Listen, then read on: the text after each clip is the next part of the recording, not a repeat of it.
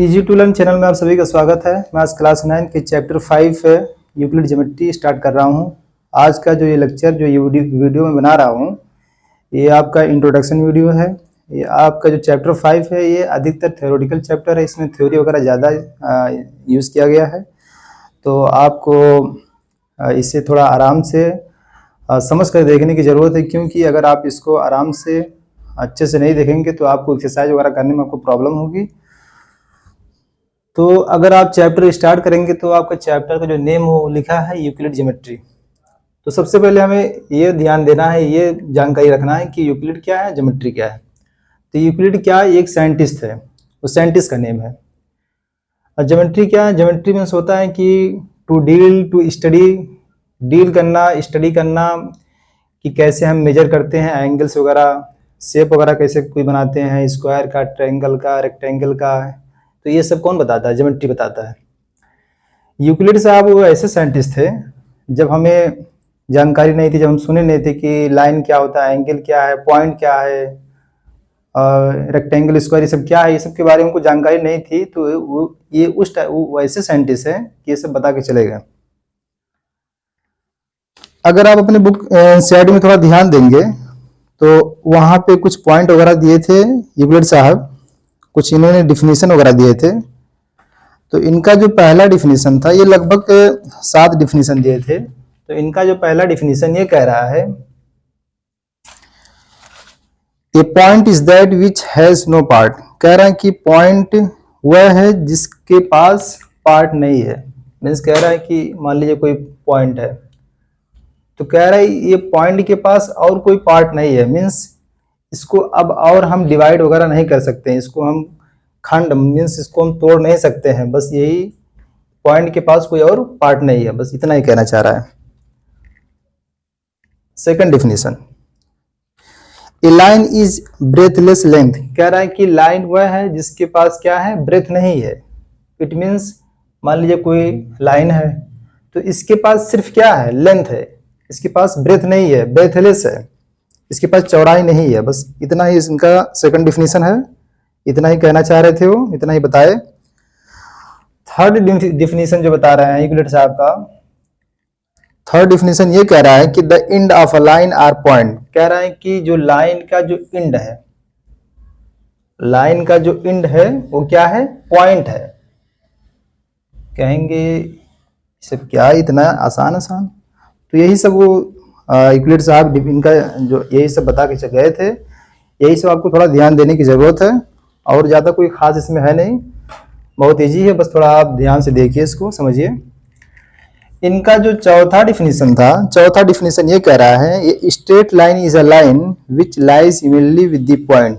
कह रहा है कि जो स्ट्रेट लाइन है, मान लीजिए कोई सीधी लाइन है, तो कह रहा है ये जो स्ट्रेट लाइन है ये कई सारी छोटी छोटी पॉइंटों से मिलकर बना। मान लीजिए मैं आपको बताऊंगा यहाँ पे, तो कह रहा है अगर हम कई सारी छोटी छोटी पॉइंटों को अगर इस तरह ड्रा करें,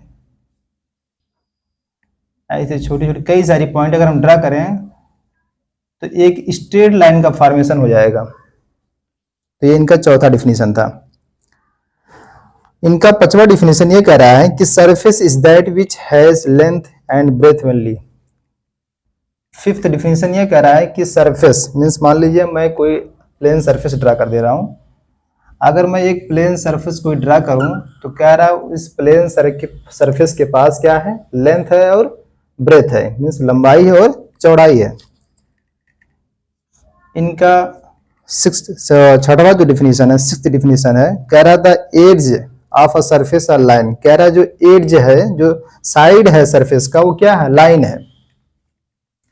मान लीजिए मैं यही प्लेन सरफेस ड्रा करूंगा अगर इस तरह, तो कह रहा है इसका जो एज है, एज मीन्स साइड, कह रहा है जो साइड इसका क्या है, लाइन है।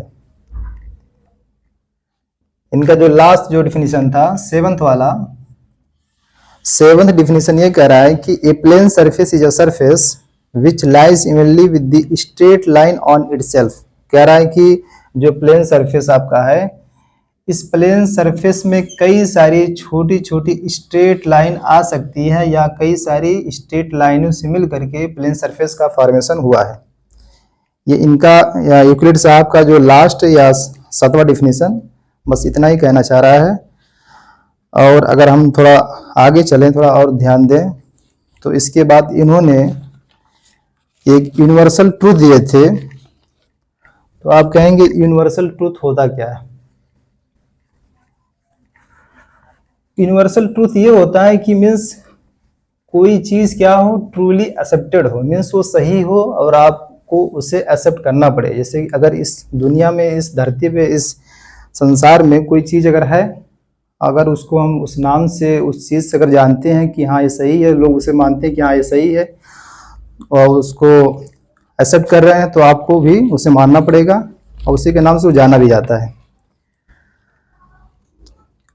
तो यूनिवर्सल ट्रूथ बस यही है कि this are reality, it is accepted with no doubt.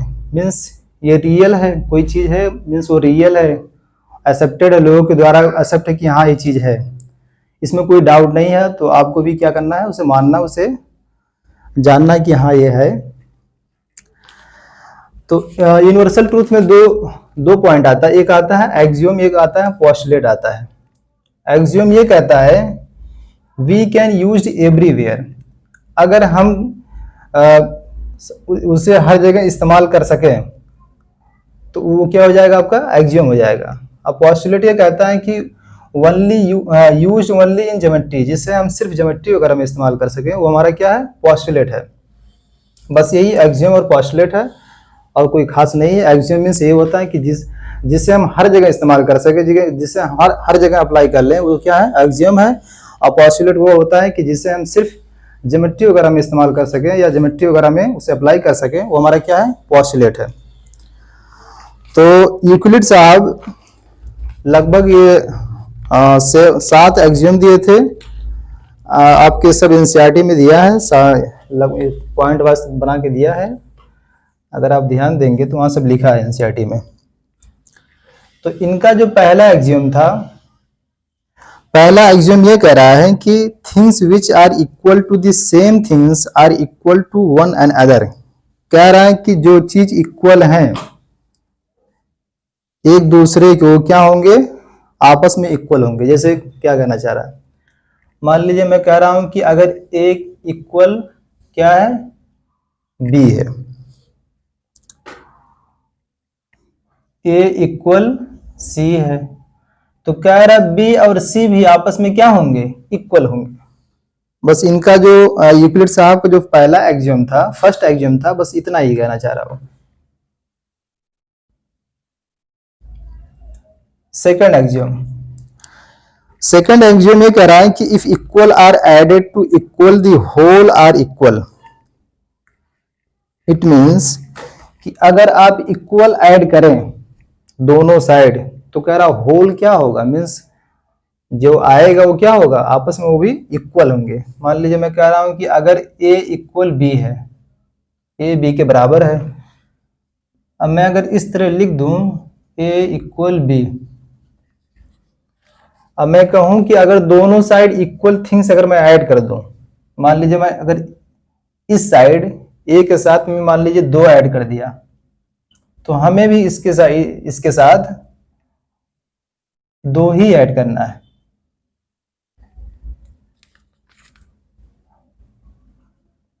Sorry,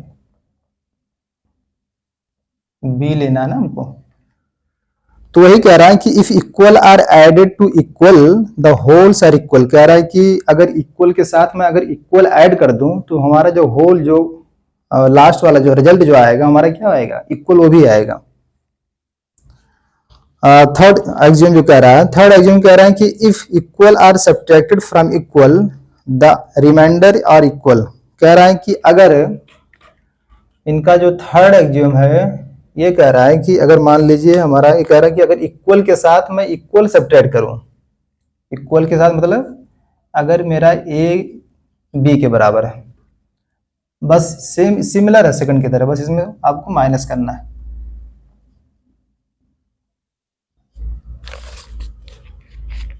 कह रहा है कि अगर इक्वल के साथ मैं सब्ट्रैक्ट करूं तो हमारा जो होल आएगा वो क्या आएगा, इक्वल आएगा। जो रिमाइंडर आएगा क्या आएगा, इक्वल आएगा। मीन्स अगर मैं मान लीजिए इधर -3 किया, इधर भी -3 कर दो, तो हमारा जो होल आएगा क्या आएगा, इक्वल आएगा। जैसे कहेंगे -3 इधर है, इसके साथ माइनस में है ना, उधर जाके मान लीजिए प्लस में हो गया, या कह लीजिए -3 कट जाएगा तो a b के बराबर आ जाएगा ना, जो यहाँ पे था। बस इतना ही कहना चाह रहा है। जो हमारा फोर्थ जो एक्सियम है, फोर्थ एक्सियम कह रहा है कि things which coincide to one another are equal to one another. कह रहा है कि जो चीज आपस में कोइंसाइड करेंगे, जो चीज आपस में ओवरलैप कर जाएंगी, वो क्या होंगे, आपस में इक्वल होंगे। जैसे मैं कह रहा हूं कि अगर कोई लाइन ले लें आप, लाइन ए बी मान लीजिए कोई है, अगर एक और लाइन इस पे कोइंसाइड कर जाए, मीन्स ओवरलैप कर जाए, सी और डी है, मैं लाइन ए बी लिया पहले रेड वाली, अगर उस पे एक लाइन सी डी आ करके उस पे ओवरलैप हो जाए, फिट हो जाए, तो अगर अच्छे से उस पे फिट हो जाए, ओवरलैप हो जाए, तो आपस में क्या होंगी, दोनों इक्वल हो जाएंगी, दोनों आपस में बराबर हो जाएंगी। तो ये हमारा चौथा एक्सियम था, हमारा नहीं, यूक्लिड साहब का एक्सियम था। चलिए अगर आप 5वें वाले ध्यान देंगे, सॉरी 6 वाले एक्सियम पे ध्यान देंगे, सॉरी ये 5th वाला है, ये क्या था, 4th था। चलिए 5th वाले, the whole is greater than the part. कह रहा है कि जो whole is greater than the part, कह रहा है कि मान लीजिए कोई मैं एक चीज ले लूं, मान लीजिए मैं कोई अगर इस तरह कोई पार्ट ले लिया, कोई सर्किल ले लिया, इसका मैंने क्या किया, 4 पार्ट कर दिया। अगर मैं इसका एक पार्ट निकाल लूं, मान लीजिए मैं इस पार्ट को क्या किया, निकाल लिया, तो ये हमारा किस तरह बन जाएगा,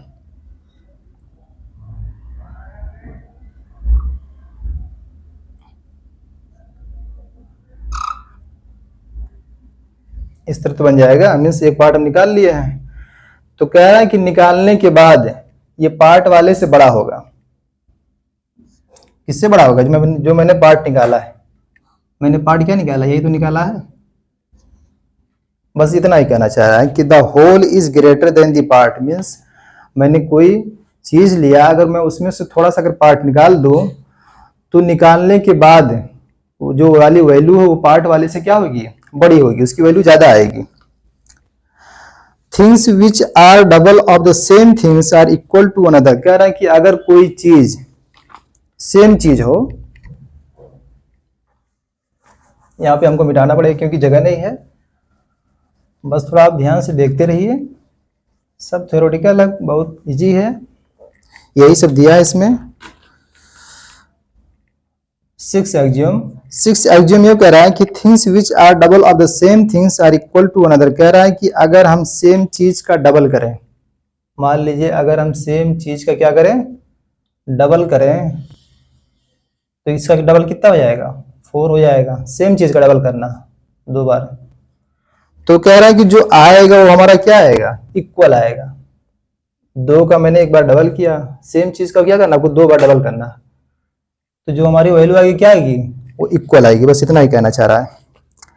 7th वाली axiom, things which are half of the same things are equal to one other. कह रहा है कि जो अगर हम किसी चीज का अगर हाफ करें, तो हमारा जो वैल्यू आएगी हाफ करने के बाद वो क्या होगी, इक्वल आएगी।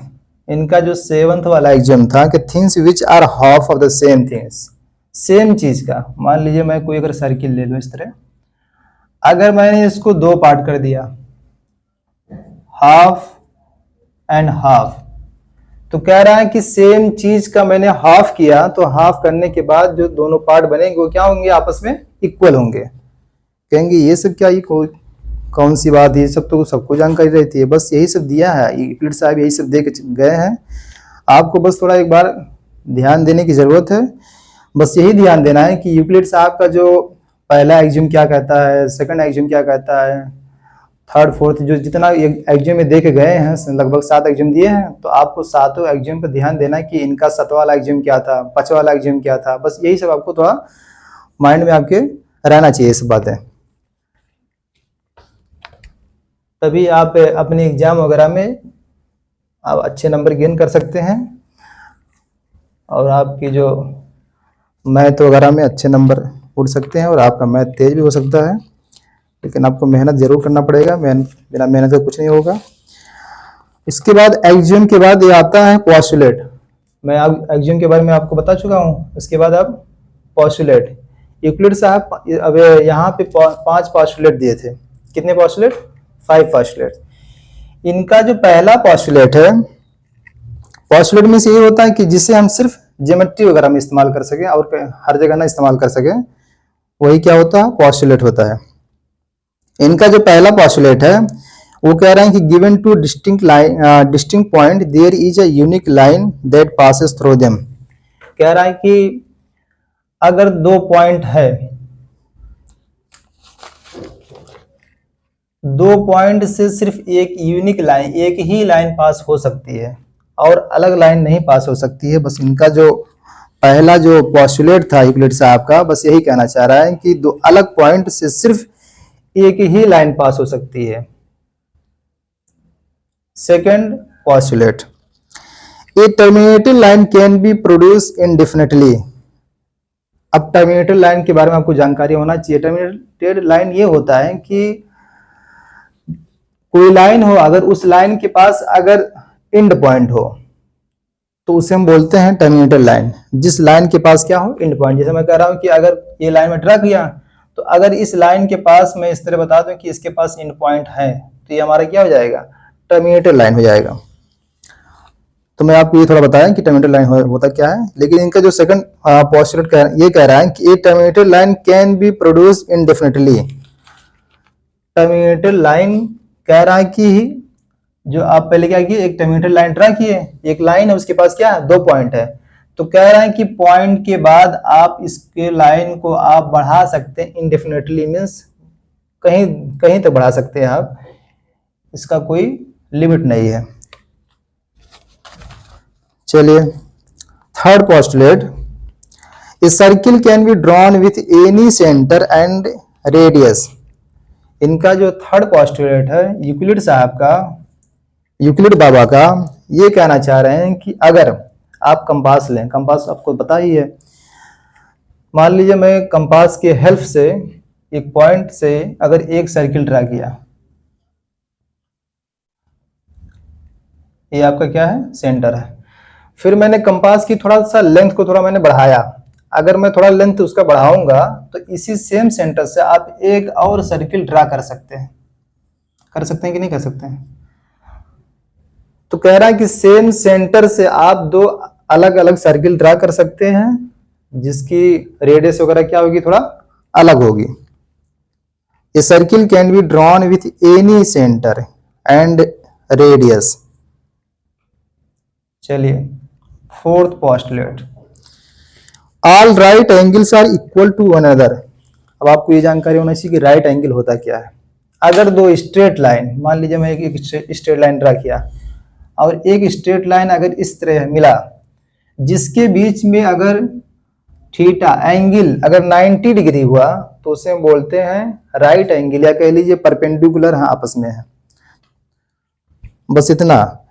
फिर ये कहना चाह रहे हैं कि all right angle are equal to another. कह रहे हैं कि सभी राइट एंगल आपस में क्या है? इक्वल है। मान लीजिए मैं एक राइट एंगल ड्रा किया, अगर मैं इस तरह एक राइट एंगल ड्रा करूं, किसी भी तरह अगर मैं राइट एंगल ड्रा करूं तो आपस में क्या होंगे? सब इक्वल होंगे।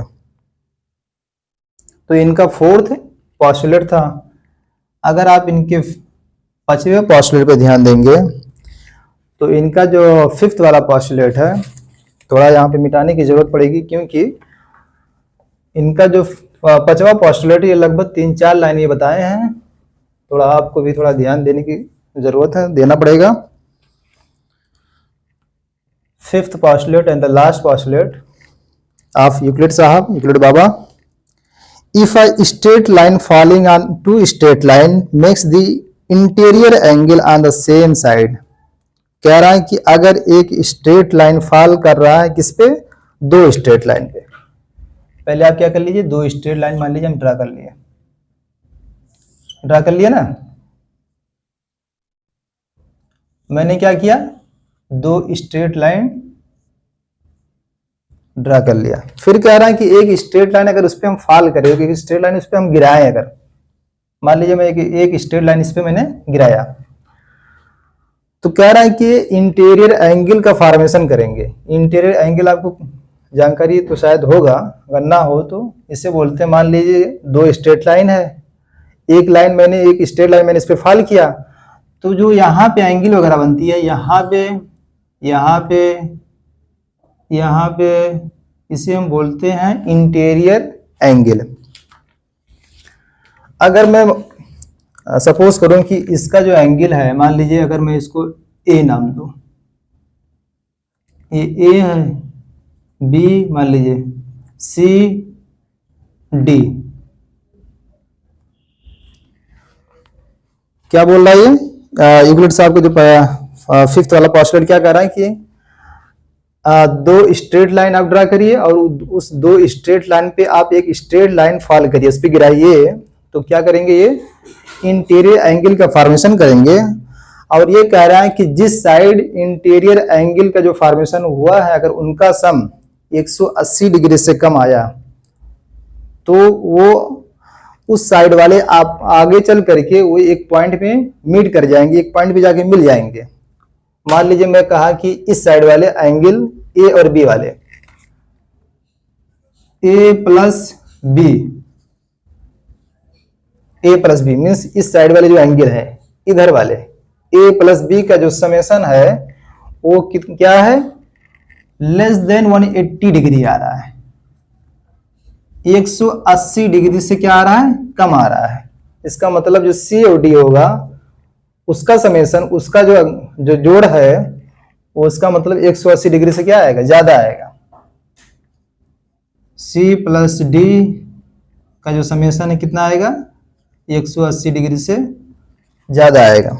तो ये तो नहीं कहना, ये बस इतना ही कहना चाह रहे हैं कि अगर आप दो स्ट्रेट लाइन ड्रा करें और एक स्ट्रेट लाइन अगर उस पर फॉल करें, उस पर गिराए हैं, तो वो आपस में कुछ इंटीरियर एंगल वगैरह का फॉर्मेशन करेंगे। कह रहा है जिस साइड इंटीरियर एंगल का समेशन जोड़ 180 डिग्री से कम आएगा, उस साइड के लाइन आगे चल करके वो क्या करेंगे, एक पॉइंट पे मीट कर जाएंगे, एक पॉइंट पे जाके मिल जाएंगे। चलिए मैं मान लिया कि इस साइड वाले एंगल का समेशन ए और बी का समेशन क्या है, 180 डिग्री से कम है। 180 डिग्री से कम है, इसका मतलब ए वाले जो लाइन है ये आगे चल करके एक पॉइंट पे क्या करेंगे, मीट करेंगे। आप एक आगे चल करके एक पॉइंट पे मिलेंगे। ऐसी मीन्स अगर आप थोड़ा बनाएंगे तो आगे चल करके ये धीरे धीरे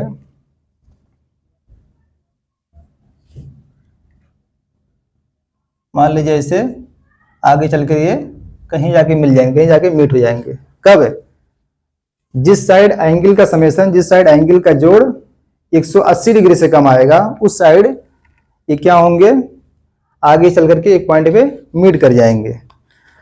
बस आज का ये तो इंट्रोडक्शन वीडियो था। बस ये सब पूरा थ्योरेटिकल चैप्टर ये है। जो आपके एनसीईआरटी बुक में थोड़ा पॉइंट वगैरह जो दिए हैं, थोड़ा आप बुक को खोल करके उसको थोड़ा देखते रहिएगा। और जो मैं लेक्चर जो आज वीडियो जो लेक्चर बनाया हूँ, ये सब थोड़ा ध्यान से आप सुनते रहिए। आपके लिए बहुत इजी है, इजी हो भी जाएगा और आपको एक्सरसाइज वगैरह करने में आपको कोई प्रॉब्लम नहीं होगी। बस आज के लिए इतना ही। Thanks for watching.